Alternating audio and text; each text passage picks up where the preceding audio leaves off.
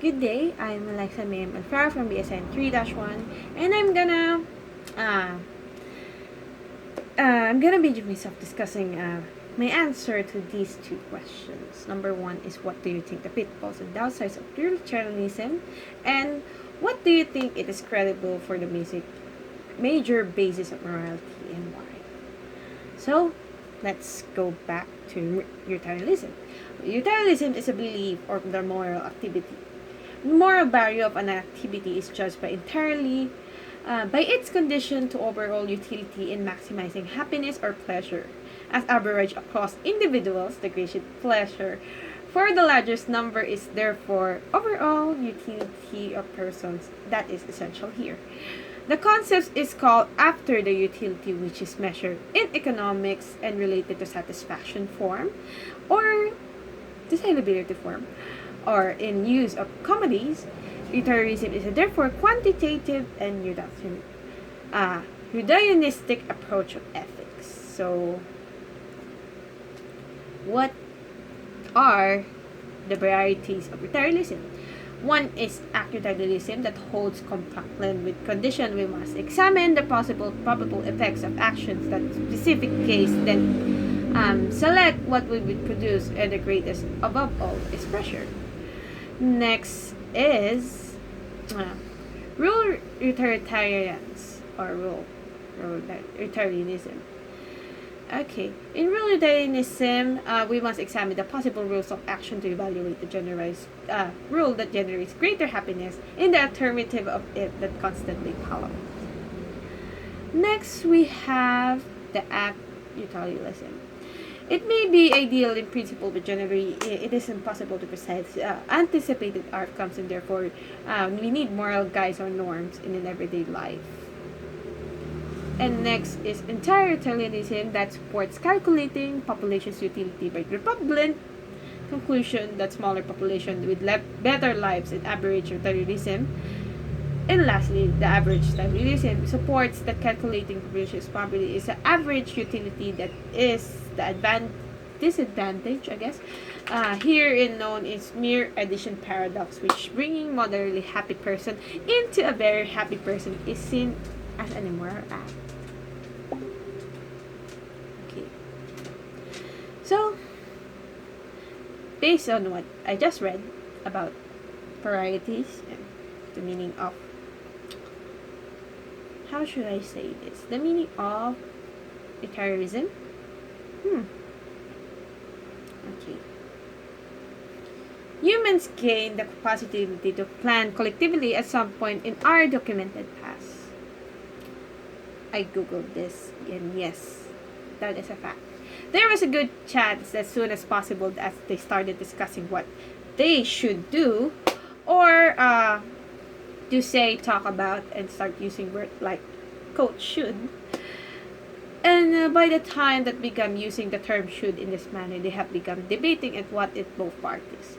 Parties at stake with outcome have encouraged in all those discussions. This means that should has been interpreted in the light of shared community members negotiating in their future goals.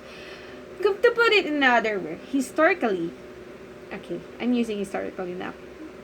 Understandings of the term should be shaped by association, worries, anxieties. This transfer the power, at least partly founded in the idea of God. That was like us with worries and anxieties. Even through God, we was guided by final control and what we should mean. Our worries and anxiety resurface in interpretation as God or loving God, and develop and they form a fundamental basis notion of sin. When it comes to should and define should, utilitarianism fits right with that tradition. One of the most critical issues in our discussion is the word should, that this define whose worries and concerns are more significant. Stubbornness, parenthesis, the only belief that concerns matter. Opposite with tribalism, the belief that only concerns people matter and the powerful members of the group are more important and weaker ones. The utilitarianism, the belief of sentiment matters equally and their concerns for equal importance. People have excluded in there's the definition of should and defines should as to be false since they are motivated in some interest in a tribal interest.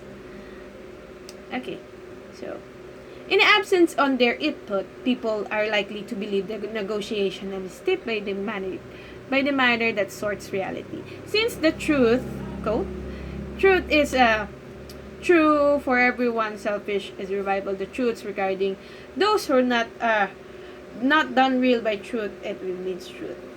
Negotiation by a conducted certain manner is or virtue universally applicable truth. It only everyone is involved in the negotiation or the absolute least of the worries and concern or significant weight can applicate can the outcomes and discussion anticipated to apply to everyone and to refine their truths.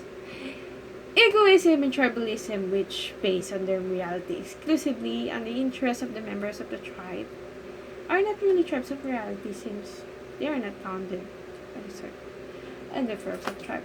These morality versions may be acceptable as a group, but may be differ from false facts since they are not being accepted as everyone. As a result, universalism is only the position that confers the real foundation of morality.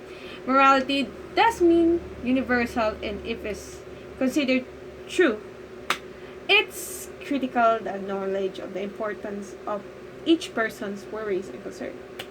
To summarize, there is a difference of gently enforced morality despite the concept of should is the defined of negotiation by the author. Well, that was a sample. Everyone interests and cares that shown morality worthy. Everyone worries and concerns matter. Thus, if worry concern is important, they will exist in the past, present, and the future to be relevant. Do worries and concerns about these individuals just as intense? Occasionally, the question arises whether people are worries or concerns, or one point is their life is more significant than those specific person and the latter for their life. So, I guess there is no exceptions to the rule that caring consequences are considered being equal importance, which implies that they should all be given the same weight when making decisions and doing actions. This is a strong correlation between this concept, what I just said, and the golden rule. There is no way to follow any other non-consequentialist or morality theory correctly if everyone acts on impulse or succinctly caring awareness. Sometimes our decisions seek with desirable policies, laws, values, conduct, and even public good. Concepts may be useful in some situation, I guess, but instead of asking what is best for me when it's decided, exceptions are not allowed. We should question what we has a best consequences of every moment if caring awareness now in the future is considered quality or good. This is suppose no, that's wrong. This is, I suppose, utilitarianism, but also result in such a way that you might the maximizing the conduct in universal natural law. If I wanted, I could make anyone abide the guidelines and outline above. I wanted to do it with compassion and reason. Why and only then will I be able to correct and understand the rules in particular circumstances. As a result, well, I should put these moral ideas into practice and compassion and reason. The importance of utilitarianism may be summarized. Oh, wait. I'm summarizing it. The importance of utilitarianism lies in the fact of the closest thing we have in morality and correct view of the world. So that's it for my utilitarianism. Bye.